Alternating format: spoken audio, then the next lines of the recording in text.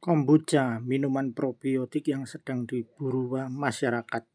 Dan saya menemui Ibu Sari Astuti yang menemukan dan membuatnya.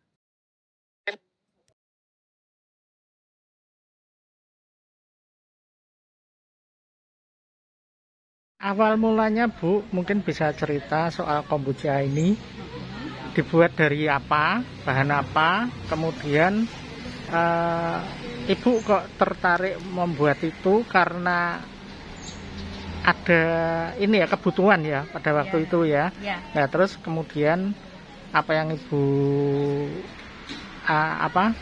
peroleh manfaat dari apa setelah buat itu untuk kesehatan Ibu dan terus menularkan kepada yang lain toh ini. Jadi ini ceritanya betul-betul seperti judul Zoom kemarin Pak. Jadi blessing in disguise juga. Yang pertama adalah dulu tahun 2019 kami itu buka kedai, terus ada satu teman itu yang bantu kita, itu teman waktu studi lanjut di Unika. Kedai kami namanya Psikopi karena dari teman-teman psikologi. Terus lihat saya kan sering drop begitu. Nah dia itu bawa jamur, dia bilangnya hojamko. Dia merawat orang tuanya, ibunya itu sakit kanker, beberapa kali sudah kemo, terus ayahnya itu sakit stroke.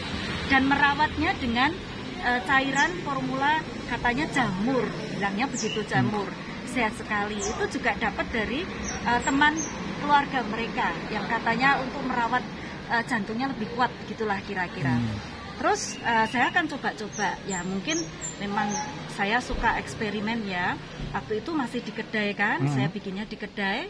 Saya pakai katanya hanya teh dan gula saja. Waktu itu saya masih ada green tea. Waktu saya habis tugas dari Sri Lanka, jadi saya pakai itu.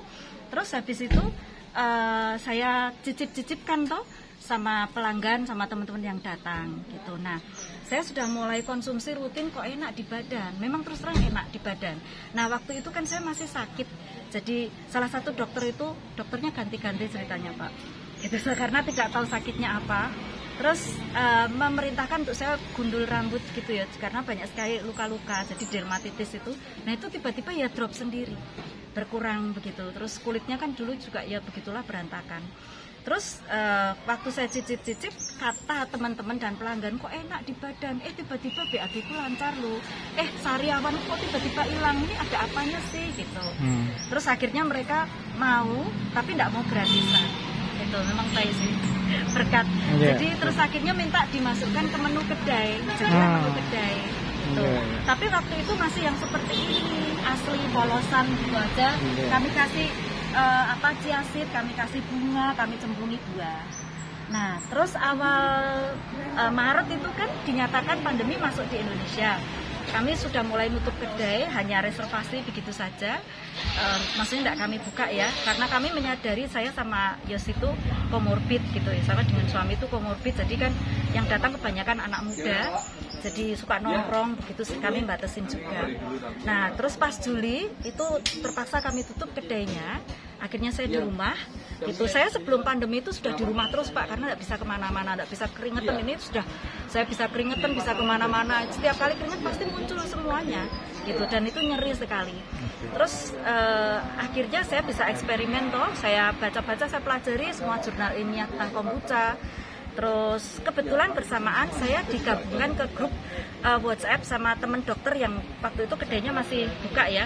Bilangnya kayaknya kamu kok mungkin autoimun kalau lihat gejalanya. Coba deh cek vitamin D. Ternyata vitamin D saya memang jelek sekali. Cuma 8,3. Harusnya minimal kan 30. Akhirnya saya juga konsumsi vitamin D dan dia bilang betul ini probiotik. Itu sangat bagus memang kalau misalnya kamu betul autoimun. Nah, terus saya dimasukkan ke grup WhatsApp gitu, yang di situ ada Dr. Stephen Sumantri, dan memang sarannya tiap hari harus minum probiotik gitu, tapi yang non dairy. Karena kalau dairy kan saya juga nggak boleh, saya baru tahu dulu kan saya kedai kopi susu gitu ya. Begitu susu saya hentikan, terus saya mengikuti pola itu semakin cepat, tidak ada setahun Pak. Jadi memang diimbangi dengan pola makan yang no gluten free, no dairy gitu, terus tidak pakai pengawet perasa dan sebagainya gitu, dan juga tidak buah impor. Nah karena kondisi saya seperti itu, jadi kan saya bikin mulai, karena saya di rumah saja, saya mulai eksperimen kan macam-macam, tapi karena kondisi saya seperti ini, saya kan sebenarnya untuk konsumsi sendiri. Saya pilih buah semua yang organik dan lokal, karena kan saya tidak boleh pakai impor juga. Terus kalau yang aneh-aneh seperti parijoto itu memang saya suka dengan alam Indonesia gitu ya. Terus ini dibuat dengan rasa apa saja? Nah, ini rasanya macam-macam, Pak. Saya bikin sudah sampai 20 varian. Terus kan dengan warna yang macam-macam, terus saya mulai aktif input Instagram. Nah, begitu input Instagram, Mbak Sita dari Spiegel itu ngundang kami untuk pameran. Itu pertama kali kami pameran. Itu 2020 tengah.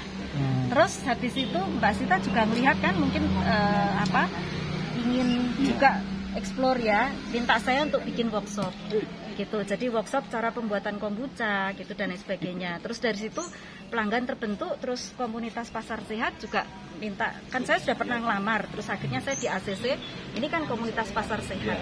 Itu akhirnya sering display tenan seperti ini. Nah, karena saya menyadari bahwa kombucha ini masih asing di Semarang gitu, jadi saya selalu displaynya cicip-cicip, maksudnya biar pelanggan cicip dulu terus coba rasakan. Cuma belakangan saya juga kaget-kaget dengan testimoni gitu, jadi saya kan sudah merasakan, tapi kan keluhan beda-beda gitu.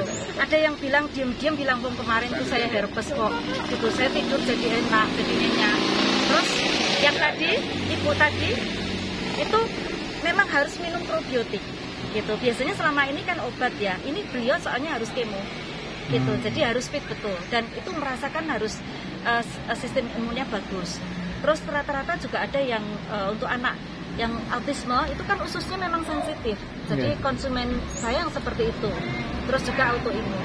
Nah, yang terutama memang BAB yang pengen diet, terus pengen promil gitu, lama-lama testimoni semakin banyak dan mengagetkan ya, seneng sih, bahagia juga. Nah, masalah berbaginya karena saya merasa sudah mendapat berkat ya gitu, berkat dari Tuhan, jadi ya masa saya tidak berbagi. Kalau di pertanyaannya di Zoom lah, tapi kan kompetitor baru bermunculan, bagi saya tidak masalah gitu, karena kan setelah pandemi banyak yang kehilangan pekerjaan, banyak, siapa tahu saya bisa memberi berkat dengan, saya kan juga, maksudnya saya juga kehilangan pekerjaan, saya kan juga resign ya gitu. Jadi kalau seperti ini bisa tetap berdaya, ibu-ibu kan puji Tuhan, syukur gitu loh, alhamdulillah bisa berdaya gitu.